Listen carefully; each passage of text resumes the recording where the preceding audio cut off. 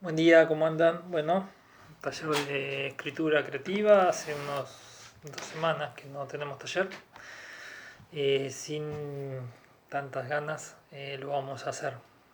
Y sirve para el tema de hoy, eh, que es, bueno, son varios temas, pero vamos a empezar a escribir a charlar sobre el concepto del escritor de escribo cuando tengo ganas o escribo como un hecho de voluntad. He tenido una mujer que yo estaba entrenando en escritura que venía muy bien, quería escribir cuentos infantiles, venía muy bien. En un momento hubo un proceso donde el escritor, en un momento cuando viene bien algún tipo de escritor, y yo creo que me ha pasado, empieza a como entrar en un mecanismo que lo neutraliza. No sé bien por qué sucede eso.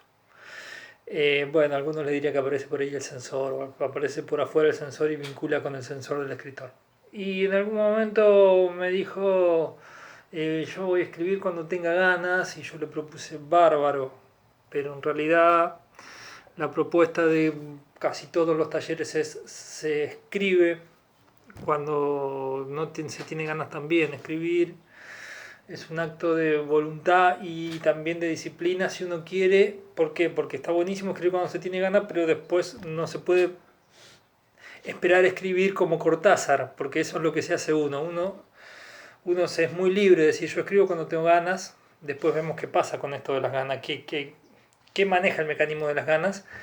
Pero después cuando escribimos queremos ser Cortázar o queremos ser García Márquez, y los demás también quieren que seamos Cortázar o García Márquez. Y eso no se es escribiendo cuando se tiene ganas, salvo que uno tenga mucha maduración y conozca su voz original. Yo no voy a hablar de escribir mal o escribir bien, se trata de la voz personal y la voz original. Eh, Escribir cuando se tiene ganas está buenísimo. Si uno después no se va a caer con una exigencia de perfeccionismo y de ser el mejor escritor de la historia o hacer el mejor texto de la historia. Ahora, si nosotros queremos entrar a un mercado de juego donde hay determinado tipo de lectores que te miran de determinada manera y que esperan determinada cosa de vos, entonces vayamos con las mejores herramientas. Y lo que propone la escritura es hay que escribir. Uno no puede meter los tiros libres al ángulo si no patea nunca un tiro libre. Messi empezó a hacer goles de tiro libre cuando empezó a quedarse en las prácticas a ensayar tiro libre, y además el hecho de ensayar tiro libre es maravilloso, y para el escritor el hecho de escribir es maravilloso. Y si el escritor no quiere escribir, entonces no sé, no estamos hablando de que no quiere ser lo que quiere ser. Es como raro, porque el escribo cuando tengo ganas, ¿no? Y sigo respetando la propuesta, escribo cuando tengo ganas, pero después no nos tiremos de cabeza a gente que espera que seamos Cortázar, García Márquez, Kafka. No, no estamos haciendo un problema. Nosotros estamos utilizando mal el mecanismo. El escribo cuando tengo ganas muchas veces tiene que ver con el espíritu libre, y hago lo que tengo ganas, y está bueno porque en este mundo todo el tiempo hay un montón de gente que trata de que vos hagas lo que ellos quieren. Entonces es muy aplaudible. Por ese lado está muy bien. Pero por otro lado, el escribo cuando tengo ganas tiene que ver con otros mecanismos que te hacen no escribir. La crítica, la autocrítica, la censura, el miedo a ser feliz, el miedo a hacer lo que querés. Pero muchas veces está la censura y la crítica, la autocensura y la autocrítica, o la crítica del otro. O poner la vara muy alta en un periodo muy pronto. O no entender que hay un proceso de escritura. Entonces, muchas veces el no escribir no tiene que ver con, bueno, no tengo ganas porque soy un espíritu muy libre y voy a tener ganas y voy a respetar mis ganas de todo, sino que tiene que ver con que nos comimos una crítica y nos desactivó. Vamos a ser sinceros con lo que sucede. Esto nos sucede a los artistas. ¿Qué propone la cátedra o alguna cátedra? Escribir todos los días. ¿Por qué? Porque escribir todos los días va a ser, primero, que si no tenés ganas al principio, a los 20 minutos te va a venir las ganas. A la media hora. La mano no te pica al principio, se arrastra, pero en un momento se empieza a picar. Y después, si vos escribís todos los días, haces un mecanismo, una brecha neuronal, que va a hacer que todos los días a determinada hora vas a tener las ganas de escribir ese ratito, porque generas una costumbre o un mecanismo neuronal. Y eso neutraliza al crítico y neutraliza a los otros críticos, porque vos de todo modo tenés una costumbre o un mecanismo neuronal que funciona más allá de todo esto, y de todo modo te vas a poner a escribir. Entonces, la propuesta mía es escriban. como me lo dijeron tantas veces, a mí tantas veces me dijeron, vos escribí, escribí. Yo he sido un escritor horrible durante mucho tiempo, pero amaba mis textos. Y a mí me decían, escribí, escribí, vos escribí, Alejandro, escribí. Y muchas veces dejé de escribir, porque o alguna editorial no me aceptó, o algún libro mío no se vendió, o algún libro mío que no llegó a una editorial ni a ningún lado, fue horrible, para todos, y yo me lo creí.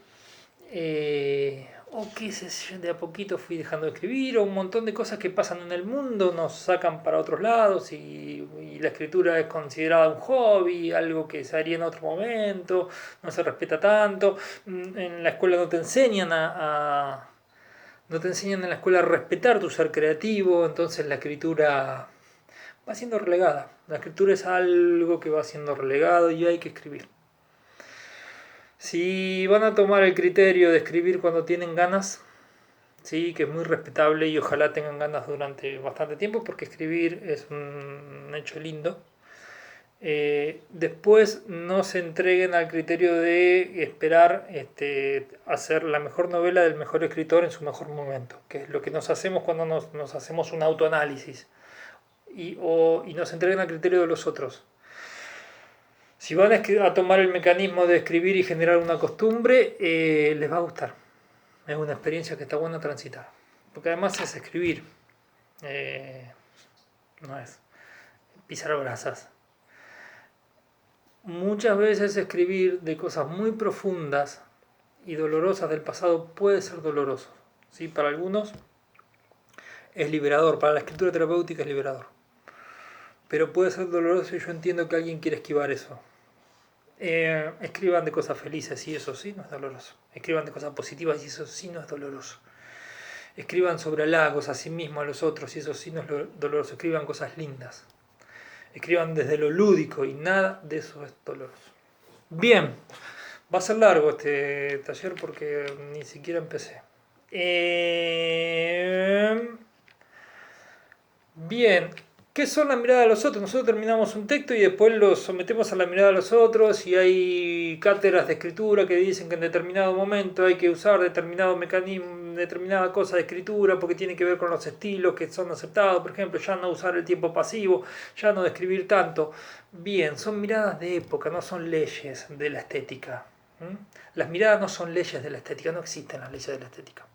Son miradas de época. En determinada época se considera que hay calidad en un texto de determinada manera y en otra época se considera que hay calidad en un texto de determinada otra manera y son convenciones culturales y sociales. Lo que pasa es que nosotros por un mecanismo creemos que son leyes universales de la estética. No. Son miradas de época. Hay escritores que transcienden todas las épocas, sí, pero hay formaciones de lectores de época que tienen que ver con un montón de otras cosas que hacen que determinado texto les sea más fácil de leer. Por ejemplo, nosotros tenemos una época veloz de textos rápidos y más cortos, y antes era una época donde los textos eran más largos, más pausados, había más tiempo, eran más extensos, mucho más descriptivos.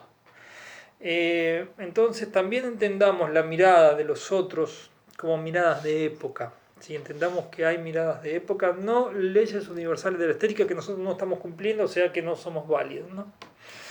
La única ley de la estética que nosotros tenemos que cumplir es la de la propia originalidad de nosotros. ¿Sí? Tres razones que me parece a mí que hay que tener en cuenta para escribir, tres razones que respeto yo. Y esto es mi mirada. Si les sirve es porque hicieron empatía con mi mirada, si no les sirven es porque su camino como escritores va por otro lado y es válido también. La primera razón para escribir es para sacar lo que uno tiene adentro. ¿Sí? Y es el universo nos pone a nosotros una herramienta para que saquemos lo que tenemos adentro. El universo nos hace el regalo de esta herramienta. Somos personas con un sistema de símbolos y escribimos, y eso nos libera y nos da satisfacción. Nos regala el universo esta herramienta. Esa es la razón, para mí, la primera razón por la que uno se sentaría a escribir o por la que yo me sentaría. La segunda razón para escribir es un regalo que nosotros compartimos con el universo. Acá también estoy hablando de cosas que no sé mucho. Que es construir nuestra originalidad. O sea, el universo manifiesta un contenido a través de nuestra originalidad, pero es el contenido del universo que va a pasar a través de nuestra originalidad, nuestra creatividad, nuestra existencialidad, todos nuestros elementos, nuestros ritmos. La segunda mirada por la que escribir es dejar salir nuestra originalidad. Nuestra originalidad sí requiere trabajo. La primera no requiere trabajo. La primera te sentás y escribís. Te sentás y escribís y listo. Y eliminar las críticas, eliminar todo. Te sentás y escribís. Todos sabemos escribir y escribimos de hace muchísimos años. Somos personas que escriben. Somos seres que escriben. En la segunda, trabajo de nuestra originalidad, de nuestra voz propia. Sí hay un trabajo más, pero es simple, es escribir. Es escribir. Es escribir y escribir y escribir y escribir y nuestra originalidad va a ir apareciendo, la veamos o no la veamos, va por otro lado, y en algún momento la empezamos a ver y se llama conciencia de escritor. Conocemos nuestra voz, nuestra originalidad, nuestras fortalezas, nuestras maneras. Pero nosotros contamos información que pasa por el universo a través de nosotros, a través de nuestra originalidad. Quizás en esta segunda estoy un poco equivocado, le soy sincero, pero es lo que yo creo en este momento que le estoy diciendo esto. La tercera es que nos lean. Estas dos no requiere que nos lean. Ninguna de las dos. Es con nosotros, como escritores, con el mundo. La tercera es, y no tienen que estar las tres juntas. Podemos escribir por la primera, podemos escribir por la primera y la segunda, podemos escribir por la segunda, podemos escribir por las tres juntas. Pero tratamos de escribir por la tercera, que nos lea la mayor cantidad de gente, hacer un éxito. Esa es más difícil. Tiene que ver con un montón de otras cosas. Podemos ser escritores brillantes y no llegar a un montón de gente porque tiene que ver con otros mecanismos, o llegar más adelante, o llegar de acá a 200 años. Y además siempre vamos a tener a alguien que nos lee. Siempre hay un público para nosotros. Como ahora ustedes están mirando este video, que empieza a ser largo. Y siempre hay un público que te tiene mucha paciencia y que te lee mucho. Como los que van a seguir mirando este video después de estos 12 minutos, que ya estamos pasando los límites, donde van a venir los ejercicios. Para mí, por orden, las tres razones que yo se las di están en el orden que a mí me sirve. Sacar lo que uno tiene adentro, ser un canal del universo, tratar de que te lea la mayor cantidad de gente. Bien. Como la estética es una mirada de época, no una ley universal. Hay épocas que una estética tenía que ver con la época y además tenía que ver con la que necesitaba la sociedad humana de la época.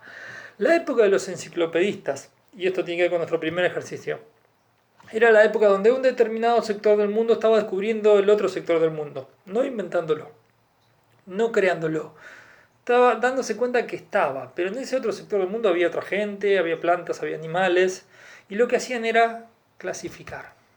América, África, lo clasificaban, además de otras cosas que no vamos a debatir acá, lo clasificaban. ¿Qué hacían los enciclopedistas? Hacían enciclopedias maravillosas, a Borges le encantaba. Clasificaban al mundo que descubrían y decían: acá hay una determinada cosa, esta planta es tal, este animal es tal, estas personas son tal, este lugar es tal. Hacían enciclopedias. Y en esa época escribir era hacer enciclopedias, porque ese sector del mundo que dominaba el mundo necesitaba clasificar al mundo que iba encontrando, que el mundo ya estaba. Y el otro sector del mundo, que era descubierto, no necesitaba clasificar a estos. Había una cosa ahí que no nos vamos a meter, que tenía que ver con una invasión, básicamente, de todo tipo, inclusive cultural. Pero este sector hacía enciclopedias.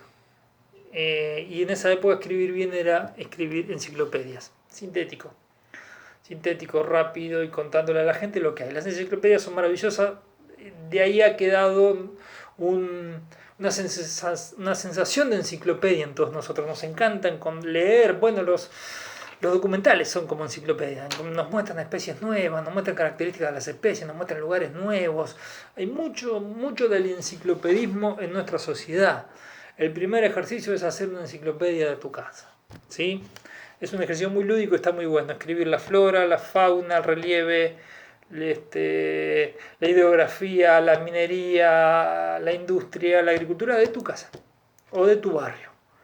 Está buenísimo, es para jugar. Hacemos una enciclopedia como si fuera un mapa mundo de nuestra casa o de nuestro barrio. Y además está bueno porque vamos a encontrar un montón de cosas en nuestra casa y en nuestro barrio. Es un ejercicio muy lúdico y además tiene que ver con que pensemos que escribir también tiene que ver, la intención de estética tiene que ver con una consideración de estética de época. Es una convención, no una ley. Después de los enciclopedistas, fue después de eso, empezamos a construir el mundo mecánico, ¿sí? La llegada de la locomotora, la llegada de la industria, del mismo sector también. ¿Sí? No es que este sector haya inventado todo, antes otros sectores inventaron un montón de otras cosas, pero nosotros estamos bastante contados de lo que inventó este sector. Este sector de personas empezó a construir máquinas. Como empezó a construir máquinas, ay, se va a cortar. Empezó a considerar que todo era mecanicista, ¿sí? Y se vino el mecanicismo. Y entonces se empezó a escribir un montón de literatura que tenía que ver con el mecanicismo, con las máquinas. La propuesta es transformen cosas que son elementos en máquina. Ustedes en máquina hagan un texto mecanicista. Lo voy a tener que cortar rápido porque me quedan muy pocos segundos. El teléfono me tiró el límite. Está bueno. Bien, como a veces el universo define o decide. Y muchas veces nosotros tenemos que acompañar con intención y voluntad. Bien, esto ha sido todo. Me queda uno, organicismo, queda para el próximo. Pero el primer ejercicio y el segundo zafan. Gente, se me acaba. Que pasen una buena semana. Seguimos con los talleres.